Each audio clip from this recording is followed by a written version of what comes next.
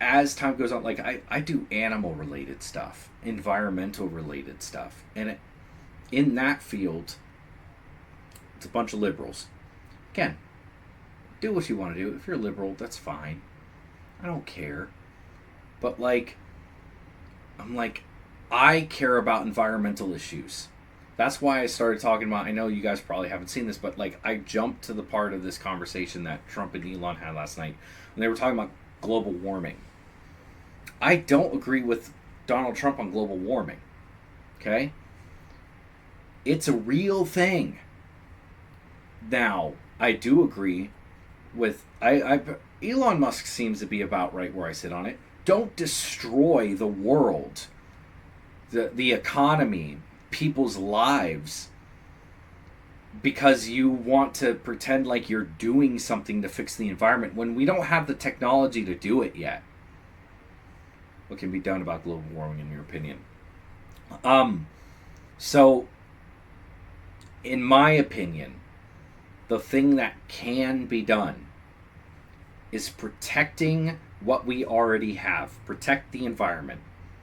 Land, not necessarily stop development, but make development work with the land. The places where there are already cities, build up. Yes, innovate. Build up. You know, not just urban sprawl. Stop cutting off different sections of the environment. When it comes to, like, try to live in a way that doesn't destroy the environment. I think move towards greener things, greener being, quotes. It doesn't necessarily mean electric.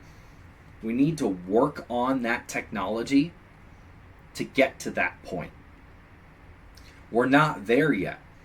Wind turbines take up vast areas and kill birds, as an example. Birds are killed in mass by wind turbines. The amount of fossil fuels that it takes to create the wind turbines and the electric cars, the cobalt mine, the mining to make the batteries are the big part. Our battery technology is bullshit. It's been the same for like 30 years now. There needs to be innovations in this stuff. If we could, like, I'll throw this out as an example. I think it's Germany. Germany is mostly green. I think they have a lot of wind and a lot of solar. They can create all the energy they need during the summer. But when the winter comes, they can't store that energy. They make so much during the summer that they sell it off to other countries. But in the winter, they have to buy their energy from other countries. And that was something that happened in the beginning of the Ukraine war, was that people were worried because if it gets cold and they have to buy energy from, say, Russia, because they get a lot of their oil and stuff from Russia, will that actually work? Because they'll rely on Russia to get that energy. I understand why people feel so defeated when it comes to these issues because what normal people can do is so minimal compared to the bigger causes of global warming. Exactly.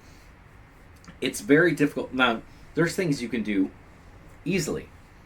Now, I don't necessarily am like, you can't drive a car. You have to drive a car, at least in the United States. There's just no way around it. Driving car is fine. But I think a lot of it may have to be don't litter. Like, that's something that's super simple. Don't litter.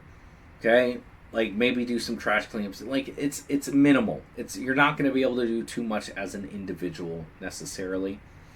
But at the same time, it's very difficult because it's hard to vote for people who are actually going to do anything. Like, Donald Trump's not going to do anything for the environment. All he wants to do is drill, baby, drill. But at the same time, Kamala Harris isn't going to do anything for the environment. She's going to, the things she would do would destroy the economy. Like Tim Walz, I think, is making, mandated Minnesota. Let me see, I'm pretty sure. Uh, Minnesota Green Energy 2040, I believe is what it was. Yes, here we go.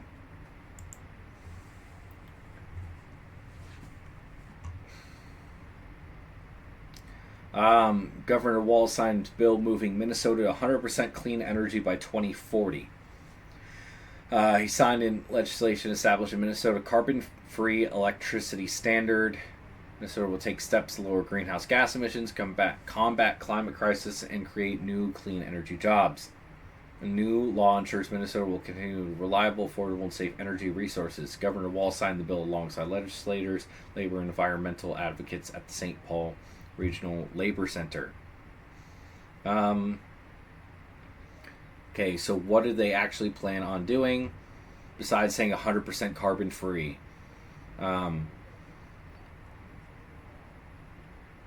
Is there actually any ideas here, or is it just saying they're going to be? Electric utilities in Minnesota have already made significant strides towards carbon-free energy. The decline in carbon emissions of 54% from 2005 to 2020. According to the recent published greenhouse gas reports, the new law gives utilities the planning time and flexibility they need to reach a 100% goal while maintaining... Okay, so what are they actually doing? Okay, the bill establishes a standard for utilities to supply Minnesota customers with electricity generated or procured from carbon-free resources, beginning at the amount of equal to 80% of retail sales for public utility customers in Minnesota in 2030, and increasing every 5 years to reach 100% all electric utilities by 2040. The bill requires that by 2035, equal to at least 55% of the electric utility total retail electric sales to customers in Minnesota must be generated or procured from eligible energy technologies. Sucks that climate issues have become a liberal issue despite global warming affecting us all. I wish politics weren't so divided like that. It's counterproductive. Agreed. And that's where I kind of sit on this. And that's why I kind of wanted to start talking about this stuff. There's too many conservatives who are like, climate change isn't real. It's just meant to blah, blah, push you down. That's bull. I don't see anybody on the conservative side talking about this stuff. I don't ever see it. So I figured I'd be somebody who says it. The bill encourages utilities to locate new energy generating facilities in communities where fossil fuel generation plants have been retired or are scheduled for retirement, and prioritize projects that maximize local employment, including employment of workers from communities where generation has been retired.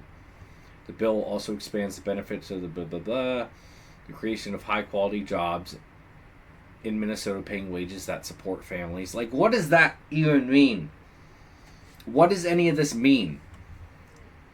Recognition of rights of workers to organize and unionize. Okay. Fine, unions, whatever. Ensuring that workers have the necessary tools, opportunities, and economic assistance to adapt successfully during the energy transition. What is even being said here, though? Ensuring the statewide air emissions are reduced, particularly in environmental justice areas, the provisions of affordable electric services to Minnesotans, including a low income. What does this mean? There's nothing here that actually says what they're going to do. All this says is you need to make it green by this time, and if these sales customers must be generated or procured from eligible energy technologies. So what? Wind turbines and solar? That's what that is. What does this even mean? So, the people who work there need to be able to pay. Well, they need to have good, high quality jobs, and it has to be renewable.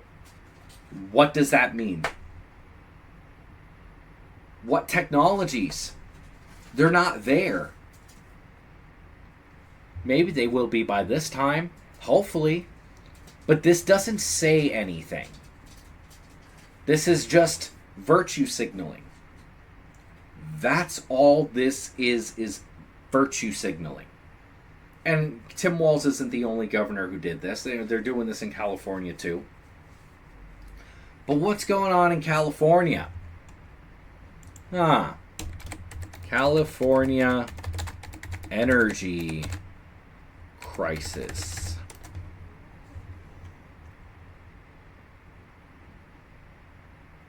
California blackouts from National Geographic Society.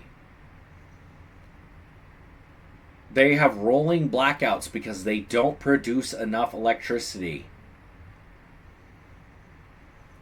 Over 37 million people live in California, making it the United States' most populous state. More than 90% of California's population live in urban areas, primarily in coastal regions where most of the state's largest cities are located. 3 California counties are among the 10 most blah, blah, blah. Over half the electricity consumption in California is fueled by natural gas. About 40% of electricity in the state comes from hydroelectric power. 11% comes from renewable resources other than hydroelectric. A small percentage is generated using nuclear power. California generates more electricity for non-hydroelectric renewable energy resources than any other state in the country. California also has one of the lowest rates of per capita energy consumption in the nation, largely because of the mild climate and energy efficiencies initiative in most populous areas. However, because of the large population, California still has the second highest total energy demand in the country. To satisfy its needs, California imports more electricity than any other state. Some of this imported electricity originates from hydroelectric dams in the Pacific Northwest. Other important electricity comes from neighboring southwestern states. The importation of electricity into California is largely dependent on a few main transmission lines, such as the Pacific Inter-T, which runs from the Pacific Northwest to Southern California. So they, even though they don't produce, like they produce electricity, they import a lot of it. Yet they're still going to go completely green when they can't even keep up with what they have now, even importing electricity. So what are they going to do to fix the problem? How are they going to give the people they like? I know. Let's see. California banning gas cars. All new passengers cars, trucks, and SUVs sold in California will be zero emissions by 2035. Okay, that is 11 years. In 11 years, there will be no cars, trucks, or SUVs in California. Well, let's see, zero emission vehicles.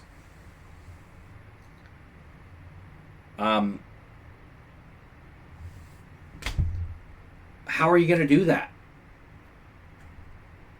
How are you going to do that? It doesn't make any sense. We don't have the technology yet. I'm all for trying to make things better, greener. But that's the problem with the left, in my opinion, when it comes to this stuff. Their problem is we see that global warming is an issue. So we're going to make the conservatives hate us by making sure that we don't actually have an idea of how it's going to happen, but we're going to virtue signal and say, look at that, we're going to make it all green. In 15, 20 year time, we're going to be all green. We're going to cut down on this and that, and we don't have the technology yet. Maybe it'll come by that time. But that's part of the issue right there, in my humble opinion. That's my problem with that. It just doesn't make any sense. You go, like, unfortunately, either side is all or nothing. On either end. Conservatives don't believe that the climate is changing. And if they do believe it, they don't think it's a big deal.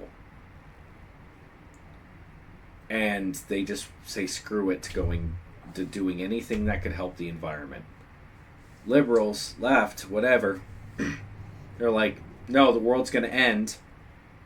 and we are doing our best to make sure it doesn't. So therefore, get rid of cars. Yeah, it's extremism on both sides. And again, usually the answer lies somewhere in the middle. And in this case, that's what I think it is. Let's move towards that greener, more efficient way of living. Absolutely, let's do it. But destroying the lives of the people who live here to do it is not the answer. Where they had the problem, where they, there's a lot of bad things happened, and they have a problem. And they say that in 2,000 years, people will start to occupy the land again. You realize it's pretty bad. No, but, that's not true. but you're right around it. It's amazing. It's actually not that bad. So like after Fukushima, He's like, it'll take 2,000 to 3,000 years for people to occupy Fukushima again. As we just looked up, there are already people who moved back 2 years ago. It took 11 years for them to move back. happened in Japan. Like people were asking me in California, are we worried about like a nuclear cloud coming from Japan? I'm like, no, that's crazy. It's actually not even dangerous in Fukushima. I actually flew there and ate locally grown vegetables on TV to prove it. And I donated a solar water treatment, a solar powered system for a water treatment plant. And yeah, but you haven't been feeling so well lately, and I'm worried about it. Oh my God! No, but I mean, I'm only kidding. It's fine, It's like Hiroshima and Nagasaki were bombed, but now they're like full cities again. So right. it's really not something that That's right. So it's not as scary as people think, basically. Yeah. But, Yeah. Nuclear, definitely the way to go. Other topics we should touch on. Like lawfare, I think. Anyway. All right. Well, I think that's going to do it today for me. And I'll be going live more on here. So until next time, peace. Go touch some grass.